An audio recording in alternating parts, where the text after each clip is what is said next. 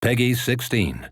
Echelon HQ an opportunity for Team X to take the lead for the very first time, but we'll have to see if Team Pacman can answer back and make it a 3-2 scoreline. That's right, Katie. The series is tied up 2-2, but it's been a bit of a drought for Team Pacman. A chance to strike back, a chance to get themselves back in the lead and on the way to closing out the series. Our fifth map is going to be Echelon HQ. We're back to Domination. And I have to take a moment and just point everyone's attention to how different all these maps aesthetically look. This one very dark, very cool and mysterious, kind of matching up with the Echelon class, that kind of Splinter Cell vibe, coming right off of a very open, very colorful, very playful map. So it's just really cool to see the variety that we're getting between all of these maps, let alone the modes that they're playing them on. And this is the kind of map where your home flags, it's pretty hard to take your opponent's home flag. Correct. It's a very long flank and you're very close to their spawn. So a lot of this round will be fought over this central part of the map. Now there are a couple, there's actually a tunnel to the top right there. So you can actually come at this room from a level above, which can be unexpected for defenders that are sort of set up there. But it's dangerous to stay too long on that point. You want to cap it and you want to move up. You want to push up to the enemy home flag and box them in that part of the map. Especially when you've got Pacman running great incendiary drones. We're seeing nades find a lot of value lately. So yeah, just don't put yourself into the smallest room that you could possibly find yourself in. And now we take a look. How about this? Enable's actually going to move over in towards the opponent's flag, cut down on his rotation, but a little bit of early pressure here and a chance for Team Pacman to really build their lead with this two-flag setup. Yeah, this is the start they're looking for now. And again, there's so much pressure. I mean, the fact that, Censor's finding this kind of success means he can actually move in on towards A and start to cap that. Aches has to do something about this quickly. This is going horribly wrong for Team Aches, excuse me. Eventually, they're able to find their footing. But this means that Team Aches are no closer to capturing B than they were at the start of the round. Solo play from Slack though. BioVito is going to be popped. That's an opportunity to clear the zone and maybe even fully flip it if you can find more eliminations. How about this? Slack puts down the M16 into a weapon class that we are more used to seeing him on and essentially does it for his team by himself. Now all of a sudden an AB setup and a chance to start accruing 2 points every second to dig on into this lead. And there's no reason not to push off of B and start to play aggressively here. XDefiant is a fast-paced game. If you sort of get caught on flat feet, you're going to get absolutely demolished. So you see both teams trying to make use of how dynamic a shooter this is. Still a pretty comfortable lead here for Team Pacman as they start to move back in control. And now Censor is the one that's leading the charge. Consistent all series. Someone that Pacman's team has to rely on here to get in the enemy team's face, to hold them up and to find some multi-kills. Man, Pac is just different with this sub. He is absolutely shredding anyone who steps in front of his way, even players at distance. There's that little tick of the incendiary rounds. Again, just furthering a little bit of damage, pushing off Team Aches just a little bit further back, but Crim from the high ground takes an opening double, and now right back onto the B zone. This is the definition of a tug of war over this B zone. It's just Team Pacman have built such a sizable lead early. Yeah, again, that early sort of 50-point lead is now turned into a 90-point lead. A great nade there from Crimsix, catches JKap as he tries to approach the point, and Slack is pushed ahead. So you have Crimsix and ZooMaa sit here playing around the point. Of course, Crimsix again on his favorite fandom class, I have to assume. And it's only been Censor in the last couple of moments for Team Pacman that's been able to do anything. It's all about Team Aches. They're clawing back this lead. Oh, they're just getting them one by one all of a sudden.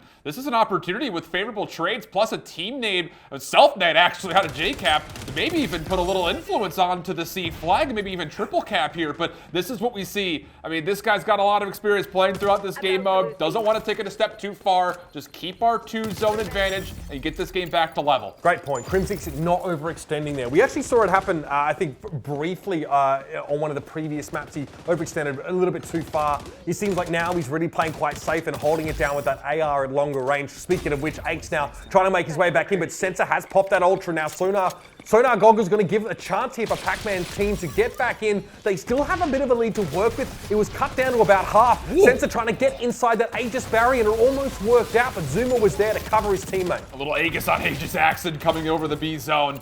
Pacman with the incendiary drone may have turned the tide just enough. 330 to 282 the score, still 55 seconds in this half. Remember, again, we said this at the very first map, you cannot take a charged Ultra into the next round, so expect some fireworks here in the last 45 seconds. Absolutely. Here is Aches coming off the break here. Someone who you expect to now make use of that Ultra. 40 seconds left in the round and getting Sonar Goggles here, able to make his way around, know where his opponents are, so we can have a safe flank would be great, but he's caught by that incendiary passive. The rounds burn him down. Enable trying to push onto the point, and now, of course, with that Ultra, so much healing, it's so hard to break through. It makes him ultra durable. The Medico Supremo, just unbelievably resilient in the final moments. Currently 399 to 322. Advantage over to Enable and the rest of Team Pacman in the final 12 seconds. Not the same cushion we saw in map number 1 here, Uber, but this last little rally in the last 45 seconds once again puts a little bit of pressure on the Team Eggs as we swap the side. It was a 90-point lead for Team Pacman. They got shrunk down to about 40. That has now blown out just a little bit more again. Team Pacman able to recover in the second part of that half. So Team Ace have to start on the front foot here. Yeah. It has to be an absolute blazing break off of spawn on towards that point B. What a play by Team Ace. You've got to imagine they're talking it up in the comms. So let's go take a listen. I'm nading it right away. Popping off. Naded it. I got one. They're all weak. They're on it. I got one. One more plane. They're really weak. Two, I got nine. three. I got Nice. Hold it. I'm on it. Fast. If you Mom, guys they're got gonna hit nades, nades on us. cook them right now. I don't have any. Slacked as well, just going to top his teammates up here. Again, not super necessary to go for that right now as Team Pacman all got just dominated. Coming back off the spawn now, Pacman with the Vector trying to cause some problems on the periphery here. But ZooMaa was actually able to bring down JKap with that Molotov. That is huge, and this is what teammates needed to make their way back in. Just have to keep this little cushion here. Just keep the zone away.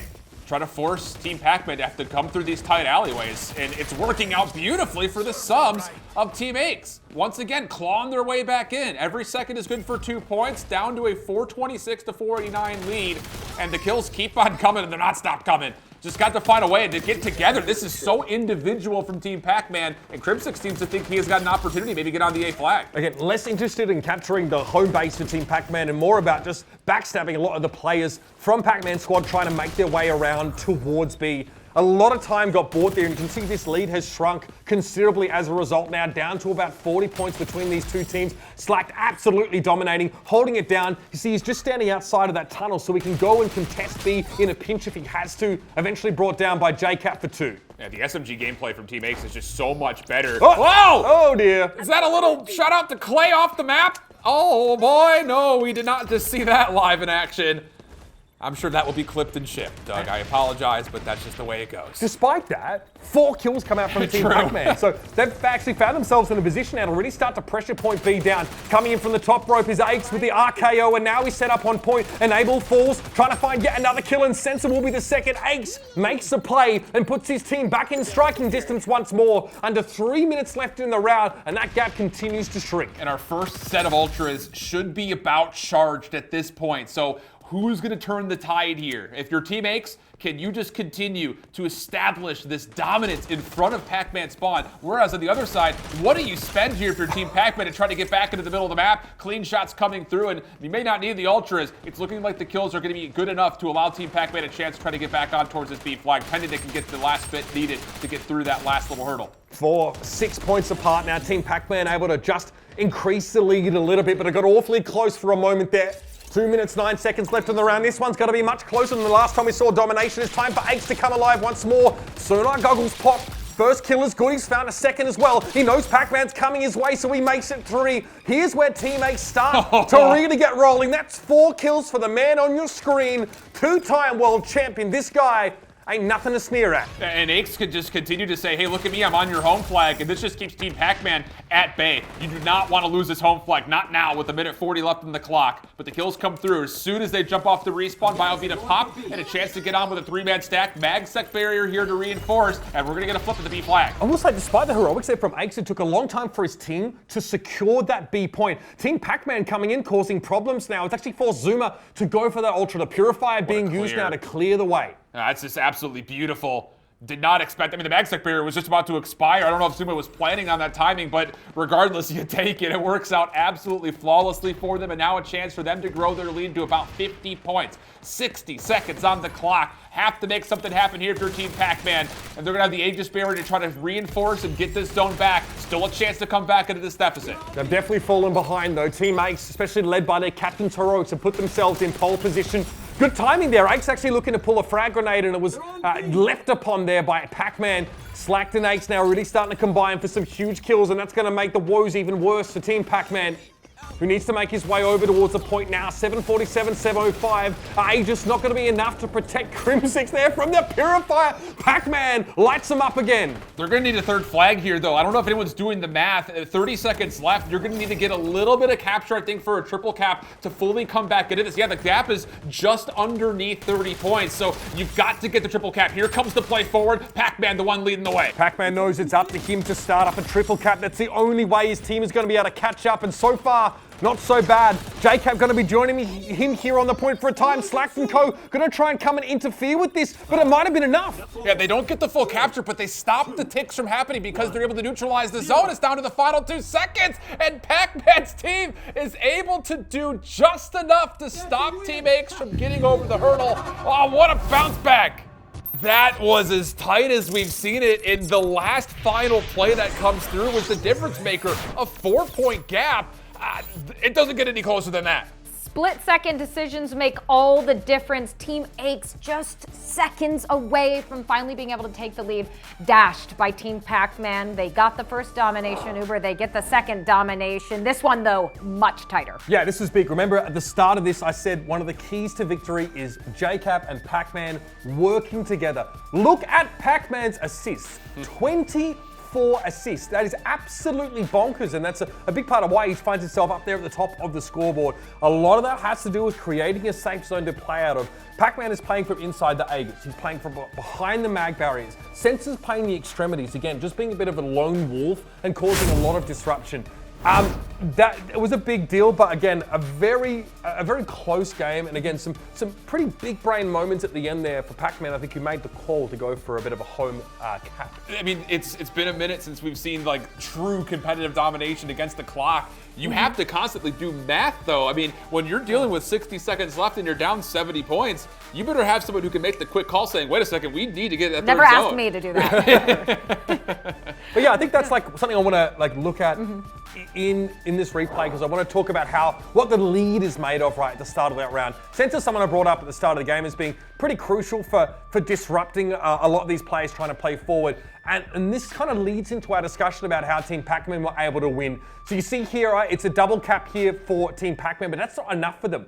They actually move on to the point, they take it away from teammates, and during that time, teammates are not getting any points at all. That is huge. Any point that you're clearing the zone, it doesn't have to go fully neutral. Just as long as you're clearing it. You don't have to control it even. Exactly. Yeah. That will stop progress. You're not getting the third straight tick of it. Like, you're still going to have to fully capture it to earn another point added. But when you're sitting there and you're able to at least start clearing, it does stop the progress. We saw that 2 different key moments there for Team Pacman, which gave them that 4-point cushion. And like you said, it was like a 70-point lead with 60 seconds left in the round. So I think Pacman knows we need to at least stop them from getting points for 10 seconds or whatever it was. And that's why it ended up being so darn close. But a great call. That is in-game leading at its best right there. Yeah, and again, right, Pacman and Aches are going to have the most time here in XDefiant. So I think it is going to be some of those decision-making moments from the team captains that are really going to help push their team over the edge. But let's pull up that schedule, because so far we could potentially be on course for what happened in the first 2 games, because we are going back to an escort on Meltdown this time. And Team Pacman, they were able to win it on Zoo the last time around. So, I mean, are we worried here for Team Aches shift? Do we have any concerns, or do you think maybe they can even it up once again? Because this is the whole thing. If Team Pacman takes this, it's over. I'm a little worried, just simply due to the fact they only got like 26% done last time we saw it. That is just not great. Room for improvement. It's very bad. It's very bad. And who knows? We could be looking at a situation here where I forgot one of the key mantras towards this matchup. No Doug, no dub. So who's to say that you don't get this same domination on Escort again? Again, very different map, right? I think True. Zoo has like those long sight lines, which I think was really hard for the attackers to overcome. Meltdown, as you'll see, has some really interesting parts of the map where the fighting gets a little bit closer, and hopefully we get to see the package make some advancements through the map. But I think there's no easy wins from this point out. I think both teams have acclimated well to each other. Now it's just going to be pure gun skill, pure brain power, and calling to take the win, Katie.